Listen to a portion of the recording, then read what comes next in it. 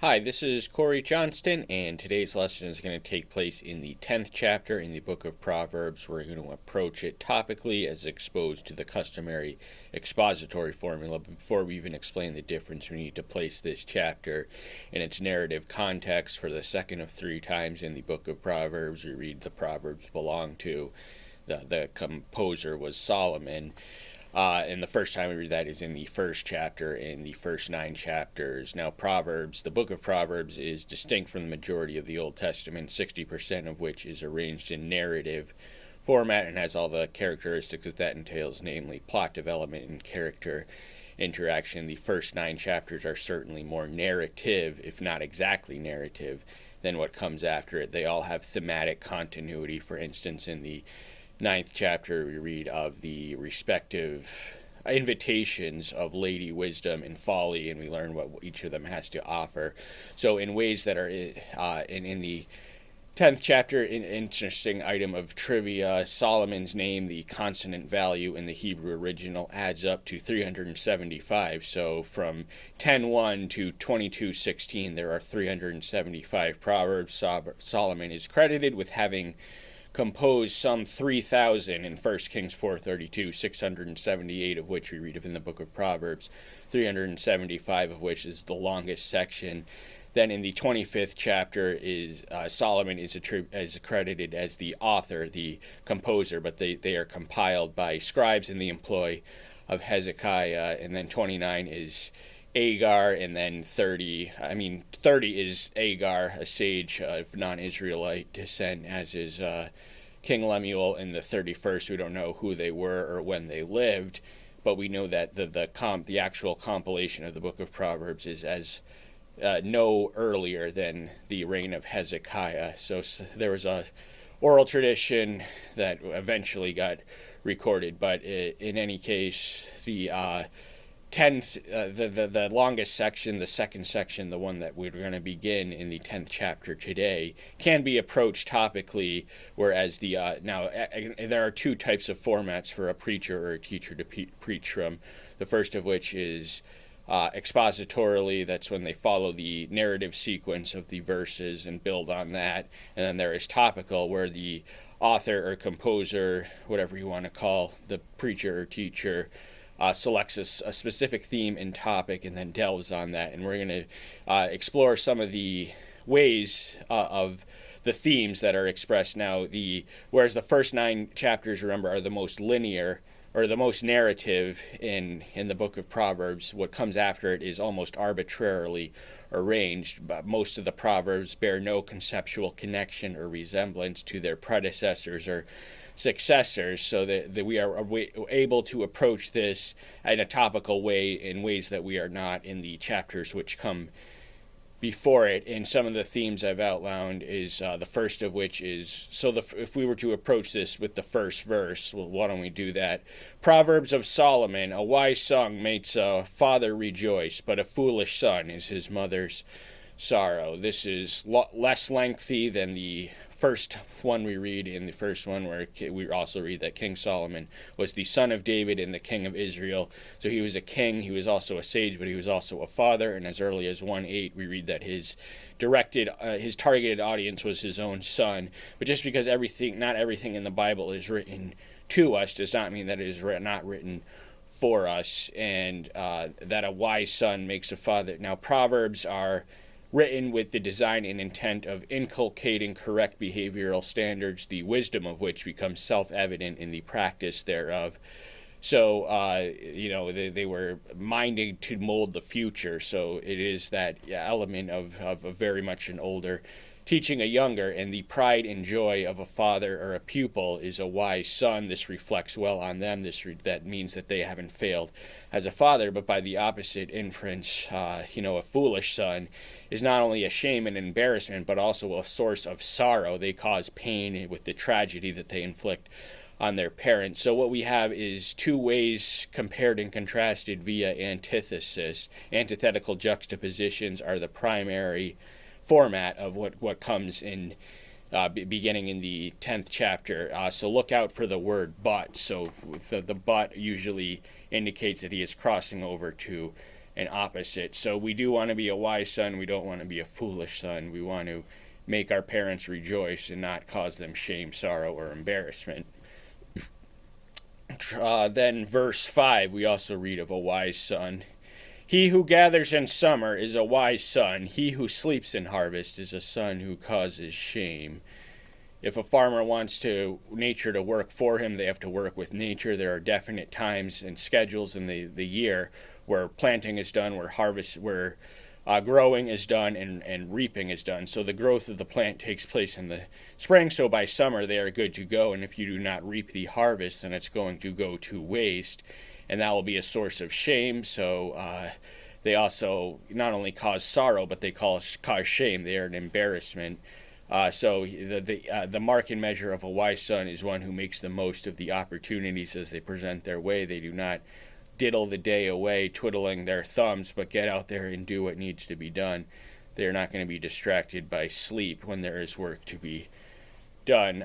Verse 8, we also read of wise. So we've read the word wise succeeded by the word son. Now wise, Proverbs belongs in wisdom literature, and remember the wisdom of the behavioral standards that they are designed to inculcate are self-evident in the practice thereof.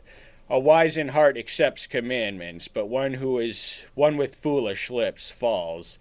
The wisdom of obedience is self-evident, but you have to actually be in the practice of doing it. And this is the conclusion of Ecclesiastes, that the aim of that man's ultimate joy and satisfaction and meaning in life is not the amass of information or wisdom, but the obedience in what they do know. So, this is covenantal in orientation. A lot of the book of Proverbs is consistent with what we read of in the book of Deuteronomy, but I also want to explain the contrast. So, foolish lips, a fool's talk is his own ruin, and if we have enough time today, we're going to explore the theme of language as it is presented in this chapter. Verse 13. Wisdom is found on the lips of him who has understanding, but a rod is for the back of him who lacks heart. So wisdom and understanding, we want to explain the connection. Wisdom exists at the upper tier, the top level of the pyramid, which has understanding in the middle and knowledge as its foundation. Knowledge is the ability to know the facts. Understanding is to know the reason why something is true, whereas knowledge knows that it's true. Understanding knows that it's true. And if knowledge is the ability to dissect the puzzle, then wisdom is the ability to put it all together. Wisdom has the big picture mentality. It has understanding and knowledge, and you can have understanding and knowledge without wisdom, but you could not have wisdom without understanding and knowledge. So that is its place on the hierarchy, but understanding is essential, because without it, then no wisdom can exist. And we are going to know who is wise in understanding by the way they talk. So those who have understanding, their words will be wise. So again, understanding is essential. We don't want to dismiss it and demean it as something less than wisdom, when without wisdom, without understanding, wisdom cannot exist. It is a foundational building block. But the contrast once more, wise people don't need force. They understand words, they understand concepts, they understand ideas, but the base brute beast of the fool, a rod is designed for those who lack discipline, and part of wisdom consists in embracing discipline and learning from its redemptive and value. The wise treasure up knowledge, but the mouth of a fool is near ruin. So once more, the fool's lips are their own ruins, and one with the foolish lips falls, we read of in verse 10. We haven't quite got there yet, but one with the foolish lips falls, we also read in verse 8. So one of the practices I like to recommend is the daily reading of a proverb. Whatever day of the month it is, read it, and you will notice new things and make new connections like that. This isn't quite the 10th day of the month, but I did benefit from the practice for a period of several years. But verse 14, so language is closely connected to our words. Are weapons. They can build, they can destroy, they can tear, they can mend, they can offend. And how we use them is a test of our agency. And if we are wise, we will speak the right words and impart wisdom. Verse 23 is the final verse of what we have to say about wisdom. Now, most of these have an antithetical contrast between the fool. The foolish is the antithesis of the wise, and the way the superiority of wisdom becomes manifestly revealed to be self-evident by way of the contrast of the results of the opposite outcomes for these opposite outlooks. To work out wicked schemes is like sport to a fool, but wisdom is for a man of understanding. Fools' appetites, they are schemers by nature. They take sadistic delight in causing mischief and mayhem. So it's all a game to them. It's all a big giant joke. They lack the ability to treat seriously that which demands and deserves to be treated seriously. They take life itself as a joke, and they conspire and scheme and just engage in wicked plots and wicked conspiracies. But if you have understanding, then you are one stepping stone away from attaining the next exalted level of intelligence, which is wisdom. So just remember that connection: wisdom, understanding, knowledge. He hasn't said anything about knowledge yet, but he has explained. So these two wisdom vocabulary words are also thematically connected. Now, the contrast between the wise and the fool is not universal in all these verses, or as explicitly so as is the contrast of the righteous and wicked, which is the longest thematic section of this chapter, beginning in verse 2. Treasures of wickedness are of no value, but righteousness delivers from death. The treasures of wickedness, worldly wealth, they are ultimately inconsequential and irrelevant in the day of the judgment, but righteousness can spare you from death, and it is not our righteousness, but the alien imputation of the righteous one that saves us. But I got a little carried away. Christologically, it's one of the habits I abhor in others, yet indulge in myself, the excessively Christological interpretations of the Old Testament. Verse 3, Yahweh does not let the soul of the righteous go hungry, but he thrusts away the desire of the wicked. Proverbs are not to be read as promises, but as principles. Are there good people out there who are starving right now? Yes, and that's just an ugly fact of life. But if you become a Christian, you're going to always have a roof over your head. You're going to have at least 3 meals a day, just as the fact that innocents suffer in the world. But remember, there is a dichotomy between the earthly, the overlap and interchange of our abused moral agency and what God designed and what God intends. So there is a dichotomy between the inconsistency of earthly justice and the perfect justice of heaven. So this is covenantal in reflection, and they were rewarded with temporal benefits and material prosperity in exchange as a reward for their righteousness. And sometimes the desires and plans and conspiracies of the wicked do come into fruition, but God is still sovereign, and God will one day overrule them and overwhelm them and overpower them. Blessings are on the head of the righteous, but violence covers the mouth of the wicked. Who would want to be wicked by way of that contrast, and who would want to be with the wicked? Blessings are a good thing. The blessings just exude from the righteous. They are blessed, and they bring blessings, and they bless others, because where the blessing goes, there too are others blessed. But violence, who would want to exchange that? What they have to offer, what wickedness has to offer, is violence and confrontation and bloodshed. It's so self-evident that you want to be righteous and not be wicked, yet the fallen nature has a magnetic lure, and the old nature is screaming for the ways of wickedness to return. But we've been there and done that, and we can know from experience on both sides of the fence that the life of obedience is more satisfactory. The remembrance of the righteous is blessed, but the name of the wicked rot. So the preservation of some reputation and posterity was a sign of God's favor in the ancient world. So, if you live righteously, then you're going to be remembered as a blessing unto others. But how we live this life is how the legacy we leave behind.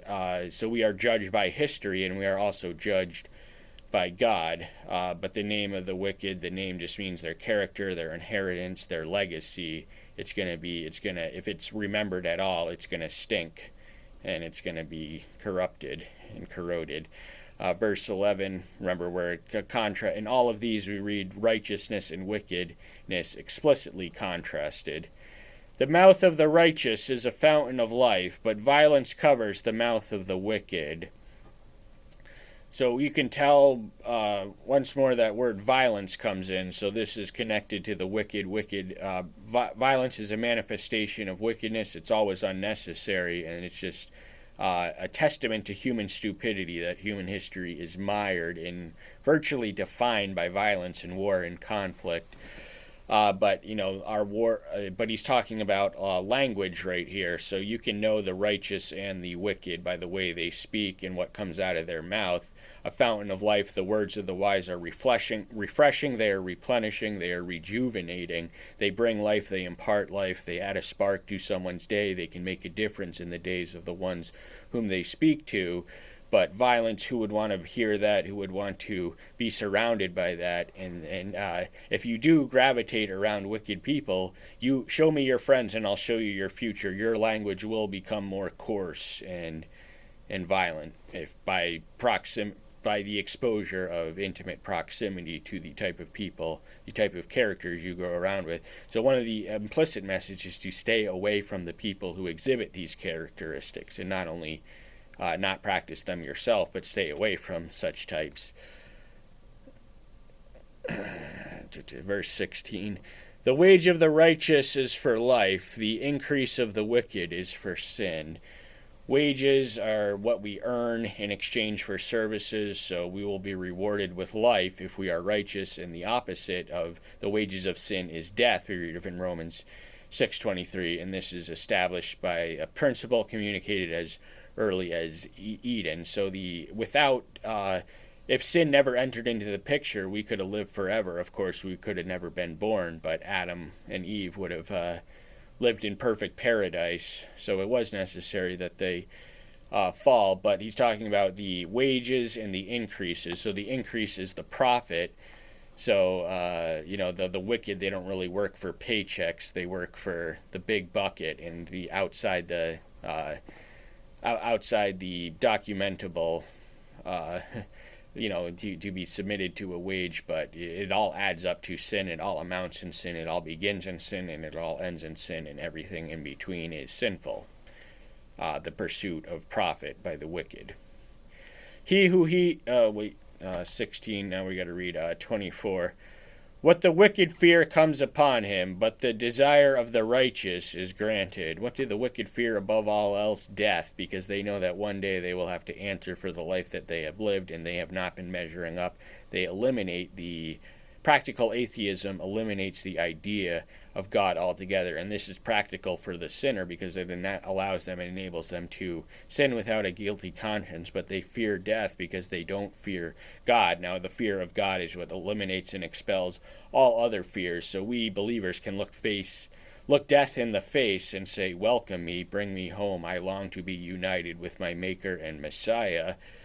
But the desire of the righteous, now the righteous are not immune to unrighteous desires. This ought to be interpreted as the endorsement or a license or invitation for the righteous to pray for material bounty, or just a Ferrari out front in the driveway right now, because our desires have to be righteous in order for us to be righteous. So the old nature still lurks. None of us are completely righteous, but righteous is a relative term, and we who are walking on the path of righteous can be said to be righteous in the sense that Solomon speaks of. But remember, our righteousness, our best works on our best days are as filthy rags before him who is without blemish, Isaiah 64:6. 25. As the whirlwind passes by, the wicked no more, but the righteous an everlasting foundation. This brings to mind the Master's parable at the conclusion of the 7th chapter of Matthew in the Sermon of the Mount. He who hears his word and does them not builds his house on the sand. So when the storm comes, or the whirlwind, or the dramatic intensity and escalation of natural forces, if you have a house built on flimsy foundation, it's not going to last. But if you have the foundation of of not only reading but heeding, and not only listening but living, and not only learning but actually go out there and doing it, then you have an everlasting foundation, a foundation against which no weapon may prosper. No devil can steal our dreams when we belong to him, when we abide in him, and when we are submitted to him and his purpose and our calling. Verse 28, the righteous look forward to joy, but the hope of the wicked perish. So we would want to explain, we have a hope and an expectation and a positive future to look forward to. We can look forward to joy. Joy is distinct from happiness. Happiness is fleeting, and happiness is dependent on external circumstances. The joy is the internal happiness that can sing a song on the tongue to Yahweh, even when they are in prison, even when they are not knowing when their next meal is going to come from, any of the above. Joy is impervious to the lack of favorable external circumstances. But the wicked, they have nothing to hope for, nothing to live for. Their hope for life beyond the grave perishes because they die in their sins. So that which the desires of the wicked, the hopes and expectation of the wicked, cannot last outside of however long they think it will. Verse 30, the righteous are never shaken, while the wicked shall not dwell in the earth. We are stable and sturdy, and we are immune to the attacks of the enemy, the world, the flesh, and the devil, which the cosmic war which wages around us and oftentimes within us that we are engaged in. But we have the strength and stability to not be shaken when we walk in him. But the wicked, they're not going to make it in the earth, even though the earth is the inhabitant of the wicked. Remember, this is covenantal in premise, assumption, and orientation, what he says here. So the land is closely connected to the blessing, to the ancient covenantal Jews.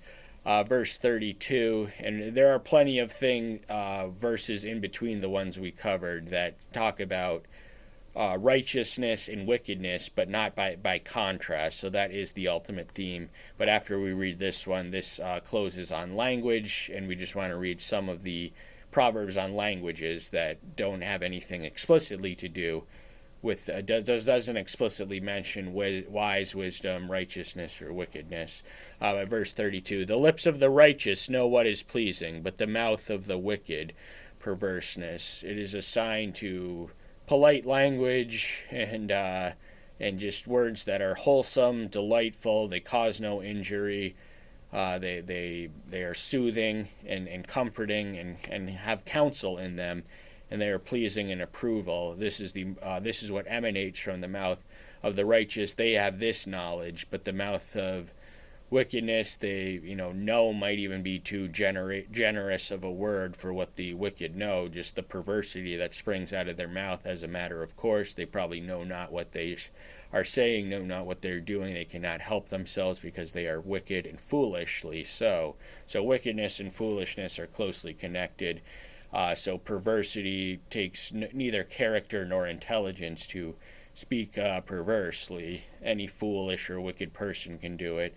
But the mark and measure of the wise is word that uplifts, words that heals, words that make whole, and words that exalt others and exalts God and does honor and justice to his cause of spreading the kingdom. Verse 19, now remember we are on the third and final theme we're going to explain in this lesson. This is the lessons of language. Proverbs has such much to say because words are a mark and measure of wisdom. Conversation is something that the wisdom will enable you to navigate yourselves through. When words are many, transgression is not absent, but he who restrains his lips is wise. The fool, by their very nature, now the fool is not explicitly mentioned in this, but we also could have included this in the 19th one, but we wanted to just emphasize language because the fool knows you know by a fool when they're in the room. The fool is on a fool's errand to a compulsive urge to advertise and aggrandize themselves and just look at just to expose their own folly. And one of the ways they do that is just by using too many words, saying too much, not being slow to talk, quick to listen, as James advises us in James 1:17. So the fool, they are motor mouths, and the more you say, the more likely you are to say something stupid or say something sinful. But if you just hold your tongue and keep your thoughts to yourself, then that is a mark and measure of discipline and wisdom and doing the right thing. And there's no debris or after effect whenever we do the right thing. And conversations provide many opportunities to say the right thing. The tongue of the righteous is choice silver. The heart of the wicked is of little. He puts a high premium on the tongue of the righteous. He likens it to an earthly treasure, a valuable commodity, choice silver. Now, during the reign of Solomon, so wise was he that silver was accounted of a little value because gold was so abundant during his reign. But, silver to the rest, any other generation of human beings that lived, it would have been extremely valuable. But, he has nothing, in spite of his effusive praise for the tongue of the righteous, he has next to nothing to say about the heart of the wicked. The heart is the center of a volition and activity, and it's not what comes out of not what goes into the mouth, but what comes out of the heart. And so that will be reflected in our words. And at the heart of every problem is the problem of the heart. So wickedness is ultimately a heart problem. So if you find yourselves saying and spewing wicked words, it's not a mouth problem, it's a heart problem. Attend to the logically prior origin of what ails you. The lips of the righteous shepherd many, but fools die for lack of heart. Shepherd, now Solomon's father David was a shepherd, and the vocational abilities, the willingness to lay down his life for the sheep, would serve him well. So shepherd was a designation. These were an agrarian people, a pastoral people, the ancient Israelites, so they likened their leaders to shepherds of flocks. The ones the sheep would just obey instinctively, even though they are wayward by nature. But his kingly duties and his ecclesiastical duties would have been likened to shepherds by the ancient Israel. So our words, the lips of the righteous, we use them to shepherd others, to protect others, to guide them into the flock and fold of protection and abundance and security. But the fools, once more, their heart is just not in it. Their heart is is defective. Their heart is deficient. Their heart cannot grasp. And one of the messages of wisdom literature is that the mind will not know or comprehend what the heart is not first will prepared to comprehend. 31st and final verse of this lesson. The mouth of the righteous brings forth wisdom, but the tongue of perverseness is cut out. There's that word again, perversity. Perversity is nothing good. It is not necessarily vulgar or profane. It is just that without substance. Gossip is a species of perverseness. You don't have to be gossiping about someone's sex life in order for it to be a form of perversity. But far more challenging is to say something wise. So that gossip is the refuge of the base mind, because great minds discuss ideas, average minds discuss events, and base minds discuss people. So if you are talking about people and gossiping, that means that you are not wise. That means you are a base mind with at a base level, but you want to bring yourself up to the level of wisdom. You want to be discussing ideas and events only secondarily. Because the tongue, they don't have anything to say. Nothing that they say is going to last. Nothing that they say is of any eternal value. And that's what we're after here. That's all the time we have for today. Thank you so much. I'm so glad you're here. Stay tuned until next time. I'll see you then. Bye-bye.